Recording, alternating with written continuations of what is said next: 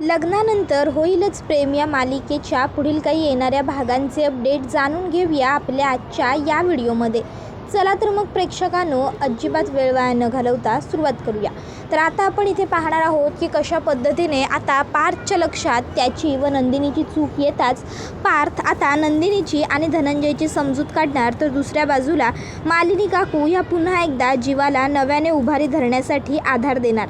आता नेमकं काय काय घडतं हे सगळंच बघूया आपल्या व्हिडिओमध्ये.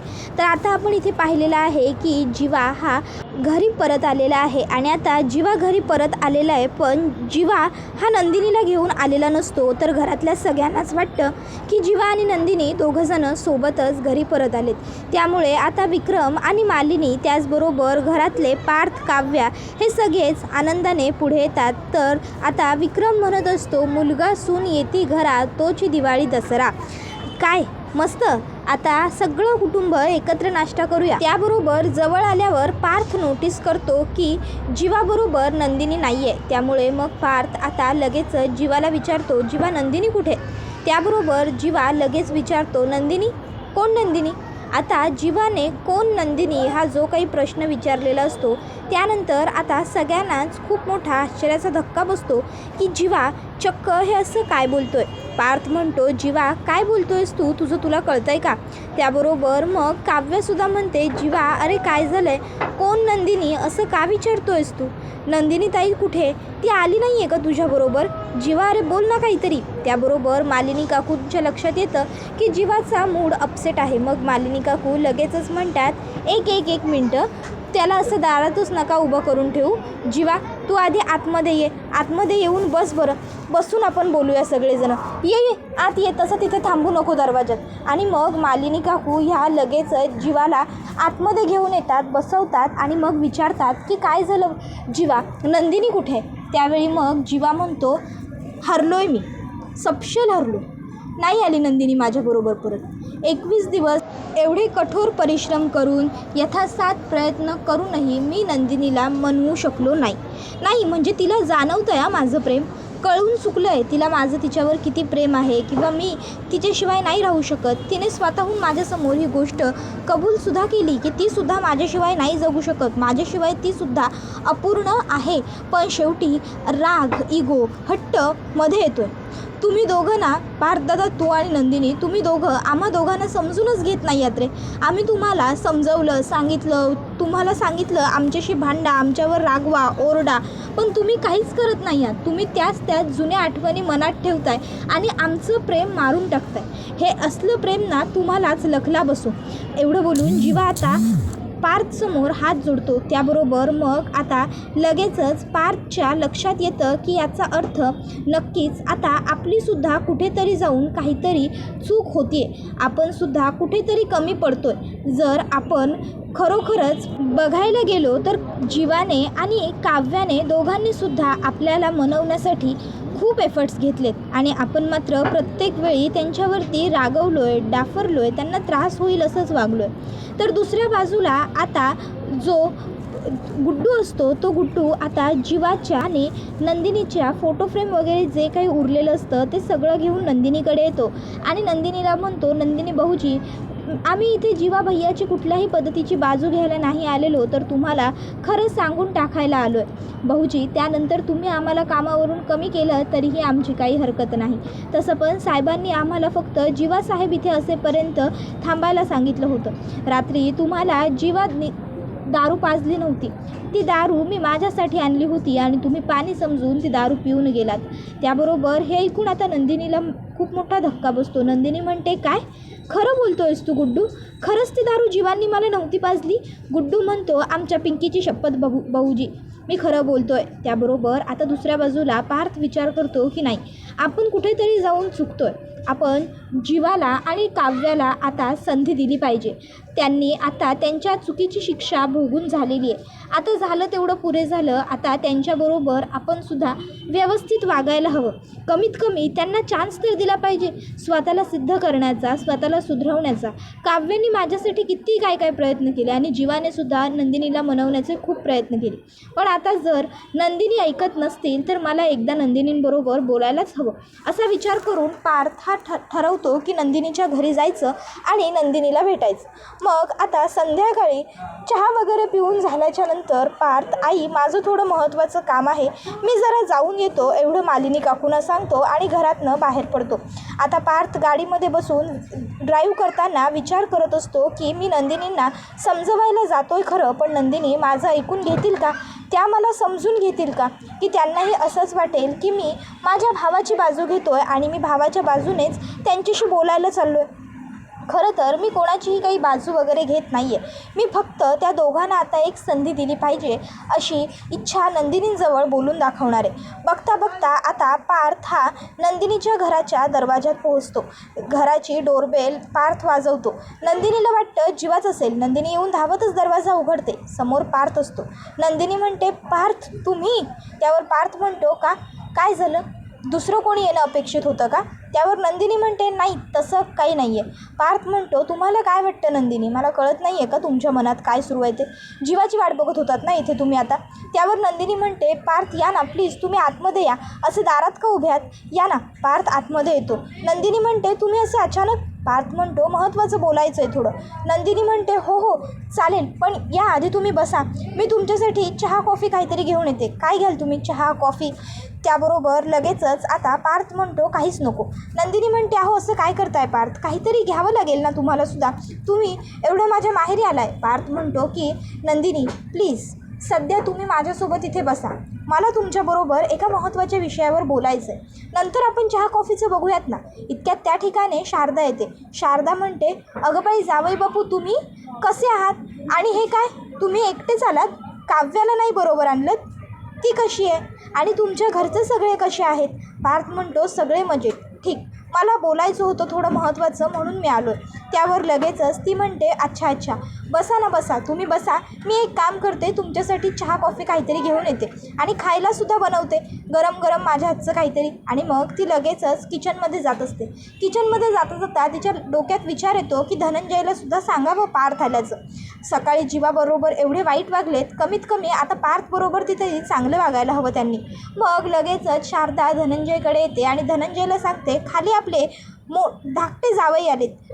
पार्थ आता जमलं तर कमीत कमी त्यांच्याशी तरी व्यवस्थित वागा, त्यांचा तरी मान राखा. थोरल्या जावयात मान राखणं तर तुम्हाला जमलेलंच नाही आहे. त्याबरोबर नंदिनी पार्थला म्हणत असते, पार्थ बोला ना, तुम्ही का आलात आणि असं काय महत्त्वाचं बोलायचं होतं तुम्हाला? काय झालं आहे? सगळं ठीक आहे ना? काव्य ठीक आहे ना? म्हणजे जीवा घरी आलेत ना? त्याबरोबर पार्थ म्हणतो, नंदिनी उगाचच्या उगाच ताकाला जायचं आणि भांडं लपवायचं हे मला पटत नाही. त्यापेक्षा गोल गोल फिरून न विचारता मी सरळ मला जे बोलायचं आहे ते स्पष्ट बोलतो, मुद्द्याला हात घालतो. नंदिनी म्हणते, बोला ना. चालेल. त्याबरोबर पार्थ हा नंदिनीला म्हणतो, नंदिनी सध्या जीवाने आणि काव्याने दोघांनीही आपल्या दोघांना मनवण्यासाठी खूप प्रयत्न केलेत. त्या दोघांनी किती प्रयत्न केलेत, काय काय केलं आहे हे आपण दोघांनी सुद्धा अगदी व्यवस्थित बघितलं आहे. आणि म्हणूनच मला आता असं वाटतं आहे की जीवा आणि नंदिनीने एकत्र यावं आणि पार्थ आणि काव्याने सुद्धा एकत्र यावं. आपण जीवा आणि काव्याला एक एक संधी द्यायला हवी. आपण फक्त आपल्या बाजूने विचार करतोय, आपण फक्त आपल्या पद्धतीने विचार करतोय, पण आपण त्या दोघांचा विचारच करत नाही आहोत. प्रेम करणं ही चूक नाही आहे किंवा गुन्हा तर नाही आहे ना. त्यावेळी त्या ठिकाणी धनंजय येतो आणि धनंजय आता म्हणू लागतो पार्थला, अहो जावई बापू तुम्ही हे काय बोलताय? तुम्हाला तरी कळतंय का? अहो त्या जीवाने आणि काव्याने तुमचा विश्वासघात केला. मला तर काव्य हे असं काहीतरी करू शकते यावर कधी विश्वासच नव्हता, पण तरीही तिने सुद्धा माझा विश्वासघात केला. त्यावर मग पार्थ आता धनंजयला म्हणतो, बाबा प्लीज, विश्वासघात हा शब्द चुकीचा आहे आणि खूप मोठा आहे, तो तुम्ही जीवाच्या आणि काव्याच्या बाबतीत नका वापरू. अहो जीवा आणि काव्याकडून जे काही घडलं ते नकळतपणे घडलं. नंतर ते दोघंही या नात्यामध्ये बांधले गेले. कालांतराने त्यांनी सांगायचं ठरवलं, सांगण्यासाठी प्रयत्न केले, पण त्यावेळी नंदिनी आणि आम्ही दोघांनीही त्यांचं ऐकून घेतलं नाही, हे सुद्धा तितकंच सत्य आहे. जर त्यावेळी आम्ही त्यांना बोलण्याची संधी दिली असती तर कदाचित हे सगळं आम्हाला 16 डिसेंबरच्या कितीतरी आधीच माहीत पडलं असतं आणि आज जे काही घडलं ते सगळं घडलं नसतं. पण चूक आमची सुद्धा तितकीच आहे जितकी त्या दोघांची आहे. आणि राहिला प्रश्न आता त्या दोघांना माफ करायचं की नाही या गोष्टीचा. तर मला सांगा ना, असं अजून किती काळ हे सगळं ताणून धरायचं? ताणल्याने गोष्टी तुटतील, सैल सोडल्याने कमीत कमी सावरण्याचा प्रयत्न तरी होईल. आणि तसंही आता जीवाला आणि काव्याला मी आणि नंदिनींनी पुरेशी शिक्षा दिली आहे. आता त्या दोघांनाही त्यांच्या त्यांच्या चुकीवर पश्चातापसुद्धा झाला आहे. त्यांना त्यांच्या चुकांची जाणीव होती आहे ना. मग आता तरीही जर आपण त्यांच्याशी आणखीन वाईट वागलो तर मग मात्र प्रेमावरचा त्यांचा विश्वास उडून जाईल नंदिनी. त्यावेळी मग मात्र आता नंदिनीला सुद्धा पार्थचं म्हणणं पटतं. ती सुद्धा विचार करते की पार्थ जे बोलतायत ते एका अर्थी बरोबर आहे. जर आता जीवाने तिच्यासाठी एवढं काही काही केलेलं आहे तर तिने सुद्धा त्याला माफ केलंच पाहिजे. नंदिनीला जीवाने तिच्यासाठी काय काय केलं हे सगळं आठवू लागतं. जेव्हा त्यांचं नवीन लग्न झालं तेव्हा तिने सांगितलं म्हणून जीवाने दारू सोडली. नंतर तिने सांगितलं म्हणून जीवाने ऑफिस जॉईन केलं. तर दुसऱ्या बाजूला आता धनंजयला सुद्धा पार्थचं म्हणणं पटतं. काहीही झालं तरी आता मुलांची लग्न झालेली आहेत. आता जरी ताणलं तर डायरेक्ट तुटून जाईल आणि तुटलं तर त्यांचीच मुलं एकटी पडतील आणि मग एकट्या पडल्यानंतर त्यांना आणखीन जास्त त्रास होईल. त्यापेक्षा जर आपापल्या पार्टनरला जसे आहेत तसे स्वीकारून त्यांच्या भूतकाळाला मागे सारून नव्याने सुरुवात केली तर त्या सगळ्यातनं काहीतरी नवीन उगवू शकतं, नवीन निष्पन्न होऊ शकतं असं आता धनंजयच्या सुद्धा लक्षात येतं. धनंजयला सुद्धा जीवाचा त्याने किती अपमान केला, त्याला किती घालून पाडून बोलला हे सगळं आठवतं. पण जीवाने सुद्धा कधीच धनंजयला उलटं उत्तर दिलं नाही. जीवाने कायमच धनंजयचा आदर केला. आज तर चक्क धनंजयने जीवावर हात उगारला पण तरीही जीवाने मात्र त्याच्या आवाजाची पट्टी जरी वाढली असली तरीही कुठल्याही पद्धतीचा चुकीचा शब्द उच्चारला नव्हता. त्याबरोबर दुसऱ्या बाजूला आता जीवा हा एकटाच बसलेला असतो आणि मी नंदिनीला मनवण्यामध्ये हरलो, मी सपशेल हरलो. नंदिनीने माझ्यावरती तिचं असलेलं प्रेम कबूल करूनही तिने ते स्वीकारलं नाही. त्यामुळे त्या सगळ्याचा काहीच उपयोग नाही असा विचार करून तो रडत असतो. इतक्यात त्या ठिकाणी काव्या येते आणि काव्या जीवाला म्हणते, जीवा अरे काय चाललंय तुझं? असा रडत बसणाऱ्यांपैकी तू नक्कीच नाही आहेस. जीवा अरे नंदिनी ताईला आणि पार्थला मनवण्यासाठी आपण काहीही करू. लग्नासाठी काय पण हे मला तूच सांगितलं होतंस ना. आणि आज जेव्हा लग्नासाठी काय पण करण्याची वेळ आली तेव्हा तू असा हार म्हणतोयस, खंगून जातोयस. अरे तुला सुद्धा माहिती आहे नंदिनी ताई किती सेन्सिटिव्ह आहे, किती चांगली आहे, किती प्रेमळ आहे. पण जेव्हा तिचा विश्वासघात होतो ना तेव्हा ती आतून पूर्णपणे तुटून जाते, खचून जाते. तू विचार कर ना, एखादी काचेची बरणी जर फुटली तर आपण तिला पुन्हा जोडायला वेळ घेतो ना. तसंच माणसाच्या मनाचं सुद्धा आहे ना. अरे जर काच तुटली तर तिला जोडायला एवढा वेळ लागतो, तिच्यावरचे व्रण जात नाही. माणसाचं मन तुटलं, त्याच्यावर व्रण निर्माण झाले तर अर्थात ते बुजायला, ते व्यवस्थित जोडलं जायला वेळ लागणारच ना जीवा. आणि जीवा तू विसरतोयस का? या अगोदर तूच मला सांगायचास की हार मानायची नाही, कुठल्याच गोष्टीत कधीच हार मानायची नाही. मग आज तू एवढ्या लवकर हार का मानतोयस? हे बघ नंदिनी ताईला तू मनवशील याची मला पूर्ण खात्री आहे. त्याबरोबर जीवा लगेचच म्हणतो, नाही मनवू शकत मी तिला.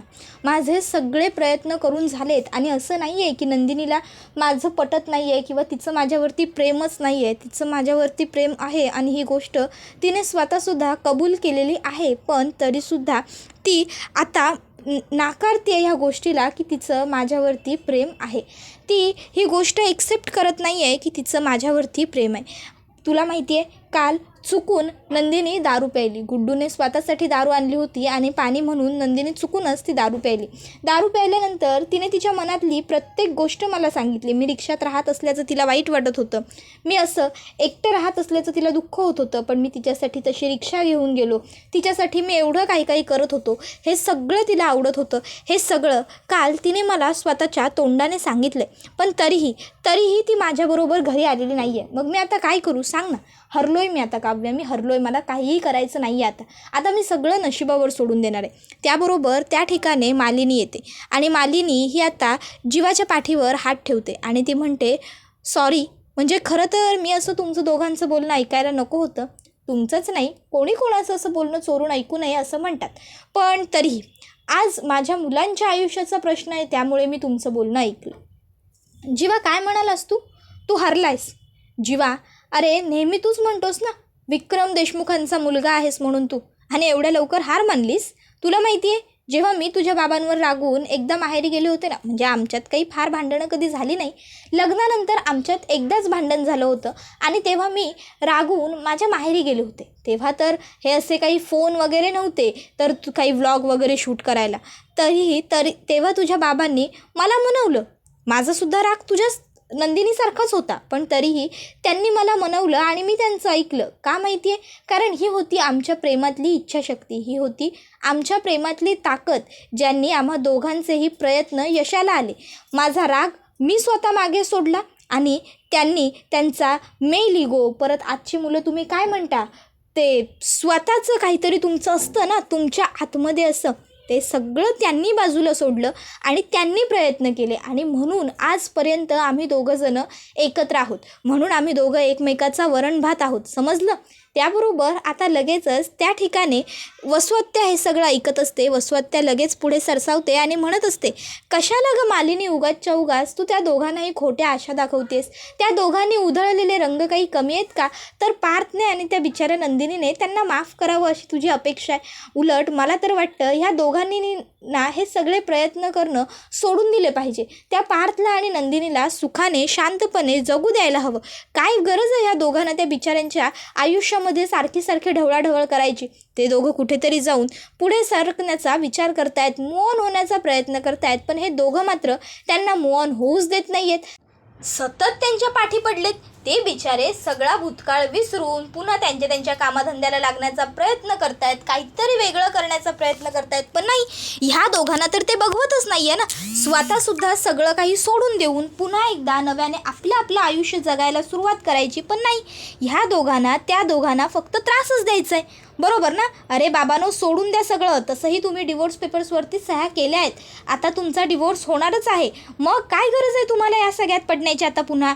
त्याबरोबर मग आता मालिनी काकू ह्या लगेचच वसुहत्याला म्हणतात, बास बास बास वसुताई, अहो अजून किती गरळ ओकणार आहात तुम्ही? काही वाटतं का नाही हो तुम्हाला? तुम्हीसुद्धा आई आहात ना? मग विचार करा ना. माझ्या मुलांच्या ऐवजी रम्याला ठेवून विचार करा. जर उद्या रम्याचं लग्न झालं आणि नाही म्हणा, रम्याला लग्न मुळात करायचंच नाही आहे ना, रम्याला संसारच नको आहे, तिला तर माझ्या लग्न झालेल्या मुलाला स्वतःचं करून घेण्यात इंटरेस्ट आहे. त्यामुळे तुम्हाला तर काही कळणारच नाही. असो, पण तरीही सांगते, विचार करा, उद्या जर रम्याच्या बाबतीत देव न करो पण असं काही घडलं तर काय वाटेल तुमच्या मनाला? तुम्ही सांगालच ना, तिला समजवालच ना नवऱ्याला सोडू नकोस म्हणून. मग लगेचच तुम्ही प्लीज इकडनं निघून जा, मी माझ्या मुलांबरोबर बोलते आहे असं सांगून मालिनी काकू वसुहत्याला पहिलं हकलवून लावतात आणि मग जीवाला सांगतात, हे बघ जीवा, त्या जे काही बोलल्या त्याच्यावर लक्ष देऊ नकोस. काहीही झालं तरी तुला नंदिनीला मनवायचं आहे म्हणजे आहे. तिला ह्या घरात परत घेऊन यायचं आहे म्हणजे यायचं आहेच.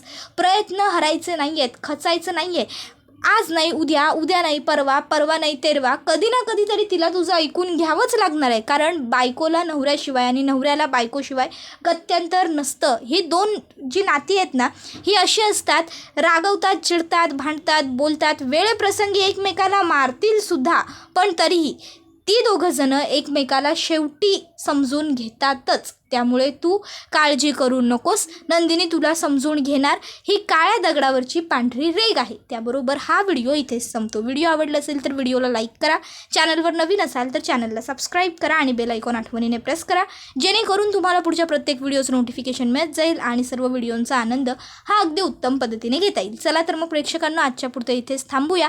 धन्यवाद.